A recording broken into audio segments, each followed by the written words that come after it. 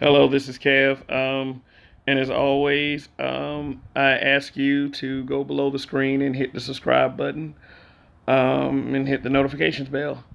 Well, anyway, on to the story, which will include a video of a press conference courtesy of the New Jersey Office of the Attorney General, which includes Attorney General Gorbir Graywall, who, a fun fact about him, he is the first Indian American Sikh Attorney General, not only in New Jersey, of the country.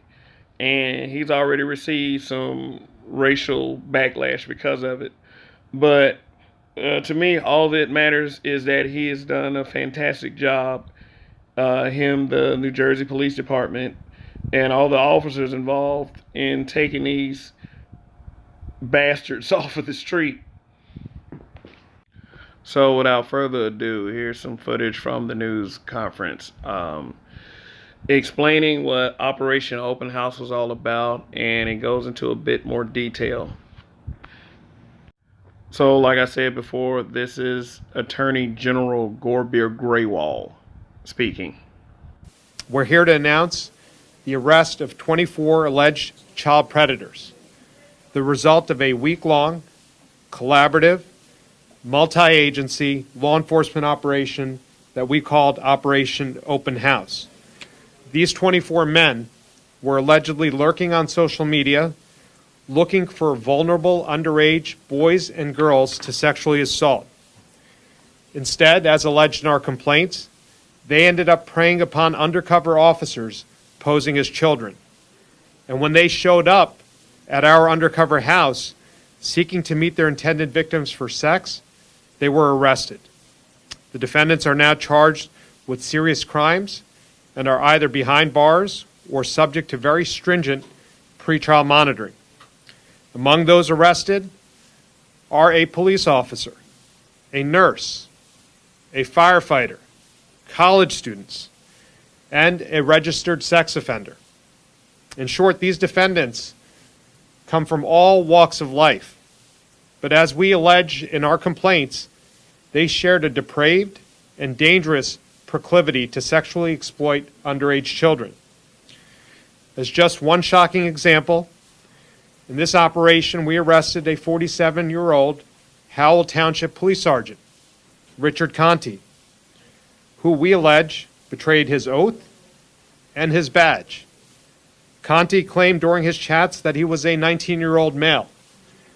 Believing that he was chatting with a 15-year-old girl, he allegedly said that he had had sex with underage girls and wanted to meet the girl to, quote, get naked, close quote. He had condoms in his pocket when he was arrested. As a result of his actions, he's charged with second-degree luring. He has been suspended from his job, he has surrendered his weapons, and he is under court-ordered home detention. While there have always been child predators, what this investigation highlights is that their methods are constantly changing in the internet age. In an earlier time, child predators stalked children at playgrounds, at schoolyards, and at shopping malls. They look for vulnerable children to groom for exploitation.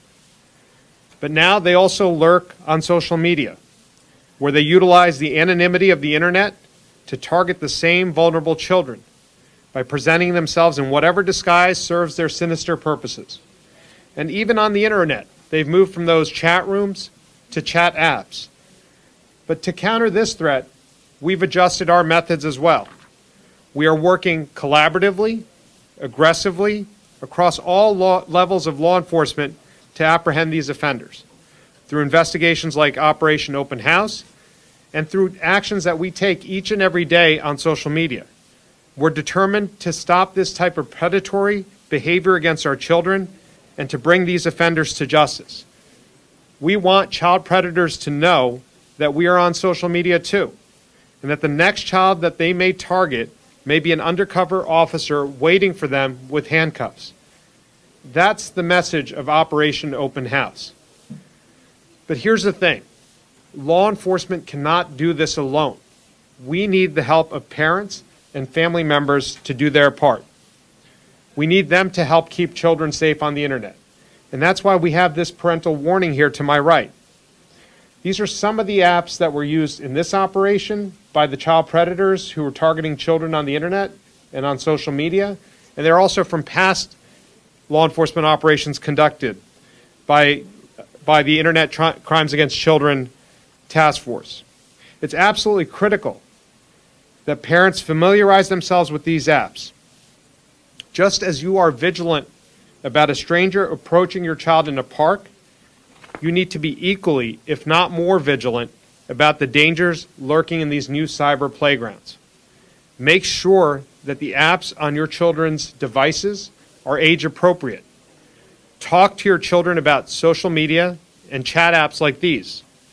Let them know that the people they encounter may not be who they initially seem to be. Warn them not to share personal information or pictures with strangers they encounter on the internet. Only together can we fully ensure the safety and well-being of our children. Wow, this is really creepy and disturbing. But all I can say is at least they're off the streets.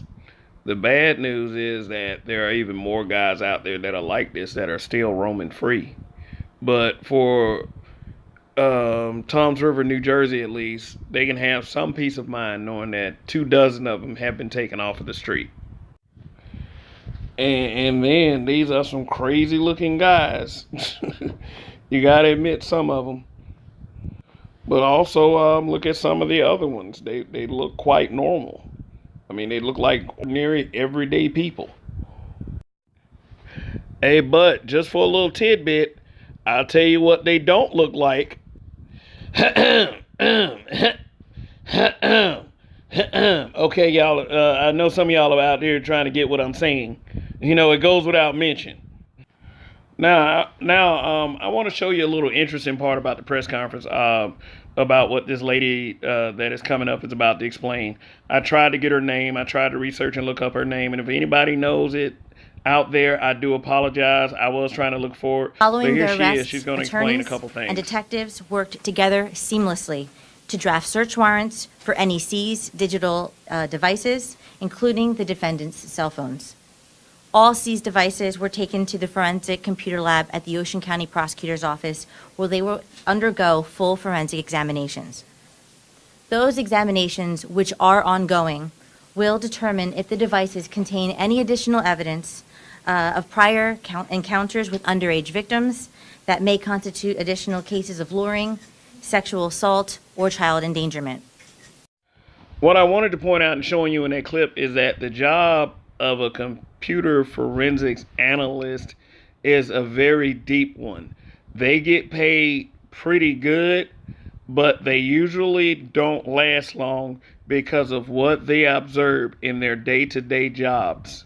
Imagine this, having to go through a sex predator's hard drives on this computer, looking up all kinds of searches, all kinds of images, and you're just finding things that will leave an indelible mark inside of your skull for the rest of your life. Yeah, it has to be pretty traumatizing being a computer forensic analyst. And I bet you the computer forensic department in this town is cussing everybody out right now. And cussing these guys out too, fuckers. Look how much work they got to do. 24 of them? God. But, you know, like I said before, at least they're off the streets. And, you know, and as far as I'm concerned, I wish nothing but the worst for them. I hope they get fed to Big Dookie in prison. The story of Big Dookie is a tragic one. Maybe I'll tell it later. But, you know, what happens to these guys when they enter prison, especially the cop, unless they do some Blue Lives Matter shit and put him in a protected cell. Because they gonna go at him completely. If they put him in the population, he won't last long. Really, none of these guys will. But you can take that tidbit from a guy who's actually been to prison. Yeah, I've had conversations with guys who've been to prison. And child predators are not a very popular kind at all. I'm talking about shank. Yeah, that's serious. And if they're lucky enough not to get the shank, then they have to deal with the Fleece Johnsons of the world. You can do that the easy way or the hard way. Well, they can have fun with that. Fuck these guys, that's what I say. Sick fucks. Yeah, throw these pieces of shit away as soon as possible. Okay, thanks for watching, and hopefully these sick pieces of crap won't ever have the opportunity to hurt another child again. Well, okay, this is Kev, and like I said at the beginning of this video, if you want more from us, please subscribe and please hit that notification button. Okay, guys, have a great day.